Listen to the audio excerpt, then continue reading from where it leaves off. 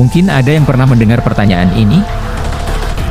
Assalamualaikum warahmatullahi wabarakatuh. Video kali ini, insya Allah kita akan menjawab pertanyaan yang mungkin pernah kita dengar, bersama saya, Zean.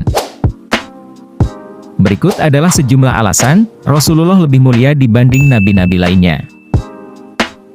Rahmat bagi alam semesta. Predikat ini tidak dimiliki oleh nabi-nabi pada umumnya.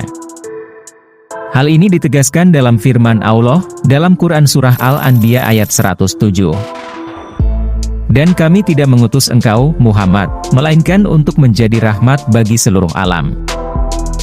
Berkaitan dengan ayat tersebut, Imam At-Tabari dalam tafsirnya mengutip Ibnu Abbas menjelaskan, Rasulullah diutus sebagai bentuk kasih sayang kepada seluruh umat manusia, baik yang mukmin atau bukan.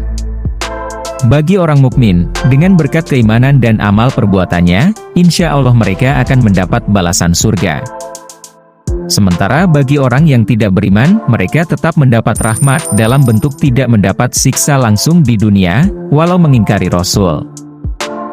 Hal ini berbeda dengan umat nabi-nabi sebelumnya, yang akan langsung mendapat siksa di dunia jika tidak beriman kepada utusan Allah. Namanya selalu disandingkan dengan lafaz Allah. Namanya selalu disandingkan dalam banyak hal, seperti dalam bacaan tasyahud dalam sholat, azan, iqomah, kalimat syahadat, dan yang lain. Keunggulan ini ditegaskan dalam firman Allah, Quran Surah Al-Insyirah ayat 4. Dan kami tinggikan sebutan namamu, bagimu. Ayat tersebut menegaskan bahwa Allah telah memuliakan Nabi Muhammad dengan cara menyandingkan namanya dengan lafadzul Jalallah dalam banyak kesempatan. Dalam sejumlah ayat Al-Quran disebutkan bahwa Allah selalu bersama Nabi Muhammad dalam beberapa hal. Quran Surah An-Nisa ayat 80. Barang siapa menaati Rasul Muhammad, maka sesungguhnya dia telah menaati Allah. Dan barang siapa berpaling dari ketaatan itu, maka ketahuilah, kami tidak mengutusmu Muhammad untuk menjadi pemelihara mereka. Quran Surah At-Taubah ayat 62. Mereka bersumpah kepadamu dengan nama Allah untuk menyenangkan kamu, padahal Allah dan Rasul-Nya lebih pantas mereka mencari keridhoannya, jika mereka orang mukmin. Penyertaan Allah dengan Rasulullah, menunjukkan Nabi Muhammad memperoleh keistimewaan yang tidak dimiliki nabi-nabi lainnya. Tanggung jawab dakwah yang besar. Rasulullah diutus untuk semua manusia, bukan untuk kaum atau umat tertentu saja. Berbeda dengan nabi-nabi sebelumnya, yang hanya diutus untuk berdakwah di kaum atau umat tertentu saja di zamannya. Ketika Rasulullah dihadapkan dengan seluruh umat, bahkan hingga akhir zaman, secara otomatis tantangannya lebih besar. Sebagai gambaran yaitu, Nabi Musa, beliau diutus untuk Bani Israel, dan mendapat perlawanan Fir'aun dan para pengikutnya. Nabi Lut, beliau diutus untuk kaum Sodom. Nabi Saleh, beliau diutus untuk kaum Samud. Berikut juga dengan nabi-nabi lainnya. Dengan demikian, beban dakwah Nabi Muhammad lebih berat, dan sulit di antara nabi-nabi sebelumnya. Allah menyinggung hal ini, dalam firman-Nya Quran Surah Saba ayat 28. Dan kami tidak mengutus engkau Muhammad, melainkan kepada semua umat manusia, sebagai pembawa berita gembira, dan sebagai pemberi peringatan, tetapi kebanyakan manusia tidak mengetahui. Al-Quran sebagai mukjizat.